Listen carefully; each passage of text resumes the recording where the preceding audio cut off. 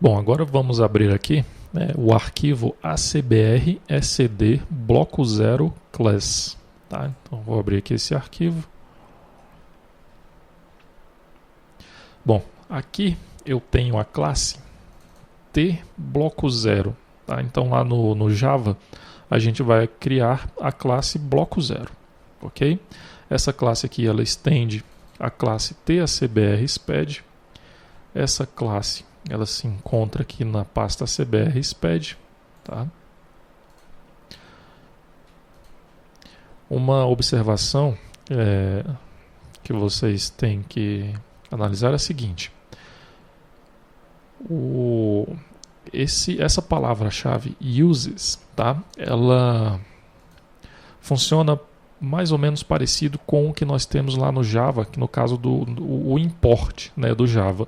Ou seja, essa variável uses, né, essa palavra-chave uses, ela vai identificar quais classes, né, que são utilizadas aqui por essa classe.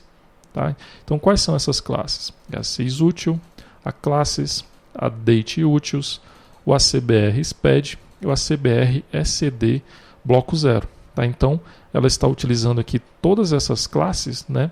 Então ela pode utilizar todos os métodos, né, que estão nessas classes informadas aqui pela palavra-chave uses. Né? No caso lá é como se fosse o import lá do Java.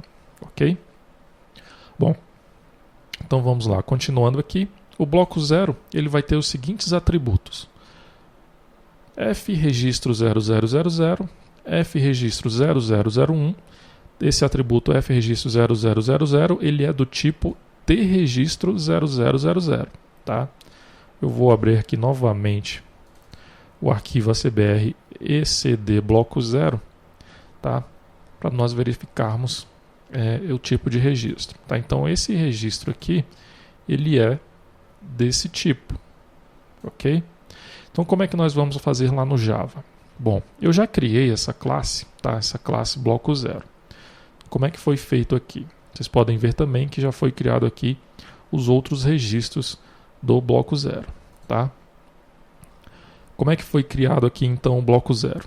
Eu criei o atributo registro 0000, né? Aliás, o atributo registro 0000, que é da classe registro 0000, né? Que foi aquela classe que nós criamos aí no vídeo anterior. Tá? Da mesma forma, eu fiz com os outros atributos, né?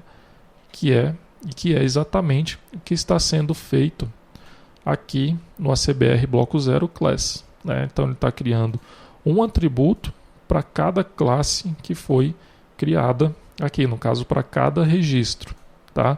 E os registros que podem se repetir dentro do arquivo do SPED contábil, ele está criando um array list. Que tipo é esse que está sendo informado aqui? Bom, se vocês, como nós vimos, né, no primeiro vídeo, nós vimos alguns registros do tipo list. Tá? Olha aqui, no caso aqui o registro 020 lista. Então nós temos aqui um registro tregistro 0020 list, né, e ele herda da classe tObjectList. No caso, essa tObjectList, comparando aí com o Java, seria o ArrayList. Ok? Então aqui nós temos um ArrayList de registros 0020. Ok? Aqui tem alguns métodos, que no caso o método getItem é o tregistro 0020 e o setItem ele vai setar os dados aqui do tregistro 0020. Tá? Então foi por isso que nós não precisamos implementar essas classes aqui lá no Java. Tá? Por quê? Lá no Java nós fazemos aqui da seguinte forma: simplesmente criamos uma array list, né, de registro 0007 e damos um nome para esse objeto. Ok? E logo aqui abaixo, né, no construtor, nós estamos instanciando esse array list. Ok? Bom, então continuando aqui no arquivo bloco 0 class, né, nós temos aqui a definição dos atributos, que são os registros do bloco 0. Né, temos aqui a definição dos métodos, né, das funções e das propriedades que nós temos aqui dentro dessa classe. No caso aqui nós temos as funções write, registro 0000, o 01, o 07, o 020, 0150, 180 e 990. Tá? Vamos aqui verificar o que essa função realiza. Bom, então aqui eu tenho a função write registro 0000. Tá? Qual que é o procedimento que vai ser feito aqui? Primeiramente, é verificado se esse registro é nulo. Se for diferente de nulo, ele continua com o procedimento. Tá? Esse bloco aqui, ó, o if do, tá? Ele significa o seguinte: para o registro o registro 0000, faça, tá?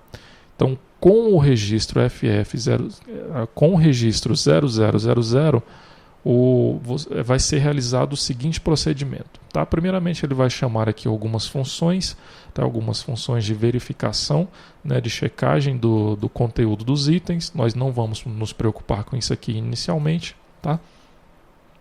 E logo depois ele vai fazer o seguinte: ele vai setar essa variável aqui result, tá? No caso aqui esse result, nós poderíamos comparar, por exemplo, lá no Java com o return, né? Então aqui ele vai retornar o seguinte: vai chamar aqui o método lfill, né, e passar como parâmetro a string 0000, tá? O que esse método lfill faz? Bom, esse método lfill, ele está aqui dentro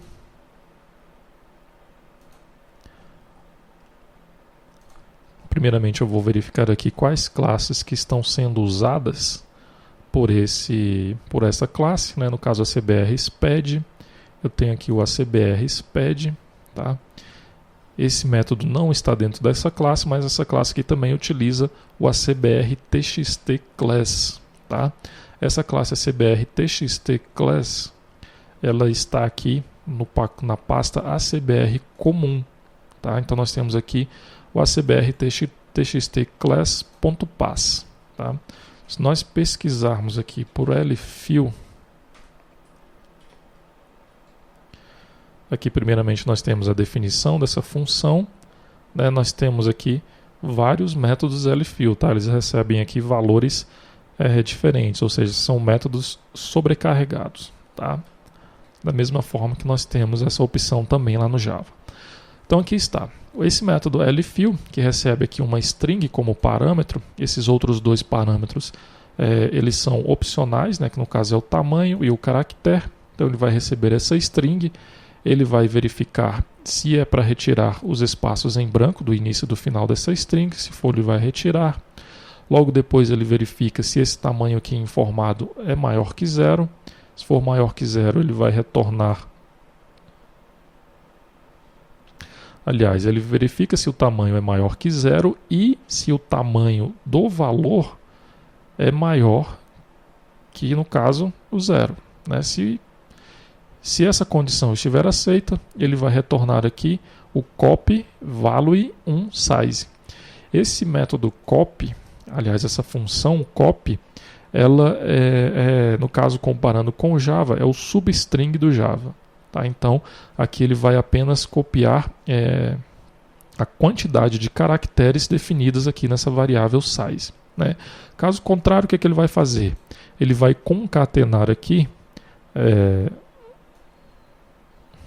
no caso essa função string of char, ela vai preencher com caracteres, né? No caso aqui, string of char. Se eu quiser preencher esse valor, né, no caso essa string com alguns caracteres, qual a informação que eu tenho que passar aqui nesses parâmetros? Por exemplo, eu quero preencher com zeros à esquerda nesse valor. Então o caractere vai ser 0, que no caso aqui já é o caractere padrão, e o tamanho que será preenchido. Por exemplo, se eu quisesse 10 zeros antes dessa string, então eu colocava aqui o caractere 0 e o valor 10. Então ele preencheria 10 zeros e mais a string. No caso aqui, como o caractere é 0 e o tamanho também é 0, então ele não vai preencher nenhum valor, ele vai apenas retornar aqui o valor da string, tá? Então aqui nós temos o result, vai retornar apenas o valor da string, e logo depois nós vamos definir novamente essa variável result como o delimitador mais o result, né? Que no caso aqui o result vai ter apenas o valor, depois nós vamos adicionar, primeiramente nós adicionamos o delimitador, que no caso aqui está definido como pipe, né? E o result, ok? Bom, então é esse procedimento aqui que é realizado nesse método lfill, ok? Então, voltando aqui, nesse método grava registro 0000, então eu vou preencher aqui com a string 0000, né, que é o que é solicitado lá no guia prático da ECD, que o primeiro registro aqui é um texto fixo contendo 0000, logo depois LSD, e logo depois eu vou preencher com o conteúdo do atributo DTIN do registro 0000, ok? Logo depois com do data fim, do nome, do CNPJ, da UF, da inscrição estadual, do código do município, inscrição municipal e um indicador de situação especial, tá? No final eu vou incluir o delimitador e um caractere de line feed, né? No caso retorno de linha, e um carriage return, ok? Bom, então qual foi o procedimento aqui no Java, né? Primeiramente aqui nós definimos esses atributos dos registros, né, que fazem parte do bloco 0, tá? Instanciamos esses atributos e criamos aqui o método grava registro 0000. Lembrando que aqui no Lazarus Delphi, né, esse método grava registro 0000, ele retorna uma string, tá? Então da mesma forma que nós iremos retornar uma string nesse método grava registro 0000, tá? Aqui no ACBR está sendo definido, depois de definir aqui os dados desse registro, dessa linha do registro, ele está incrementando em 1 o conteúdo dessa variável, né, desse atributo, quantidade de linha 0 do registro 0990. Tá? Aqui no Delphi Lazarus, isso é permitido você fazer depois de setar o result, né, o que será retornado por essa função. Mas aqui no Java, nós não podemos ter outra linha de código após o return. Tá? Então nós temos que fazer isso aqui antes de setar os dados aqui que serão retornados por essa função, né, por esse método. Ok? Bom, então nós fazemos aqui o mesmo procedimento que foi feito lá no ACBR. Só que para preencher os dados aqui, foi criado uma outra classe, no caso aqui a classe SPEDUtil. Tá? O que essa classe SPEDUtil vai fazer? Ela vai fazer praticamente o mesmo procedimento aqui do arquivo da classe ACBR TXT class. Tá? Então aqui no ACBR útil, primeiramente foi criado aqui uma string chamada delimitador, um formato de data, um formato decimal e uma string que vai representar aí o retorno de linha, né? No caso um carriage return e um line feed. Ok? No construtor instanciamos esses objetos, tá? E criamos aqui os métodos preenche sobrecarregados também, né? Igual nós vimos lá no ACBR. Tá? Então esse método preenche, ele pode receber uma string, ele pode receber um date, ele pode receber um integer e ele pode receber também um big decimal. Tá? Se ele receber uma string, que é o caso aqui do registro 0000, né, o que vai ser retornado? Ele vai verificar se essa string é nulo. Não, no caso não é nulo. Se fosse nulo, ele retornava apenas o delimitador. Mas como não é nulo, ele vai retornar o delimitador e o valor sem os espaços em branco no início e no final dessa string. Tá? Então nós vamos aqui executar o método trim dessa string. Ok? Então ele vai retornar o pipe, que no caso aqui é o delimitador, o valor da string, que no caso é o 0000. Ok?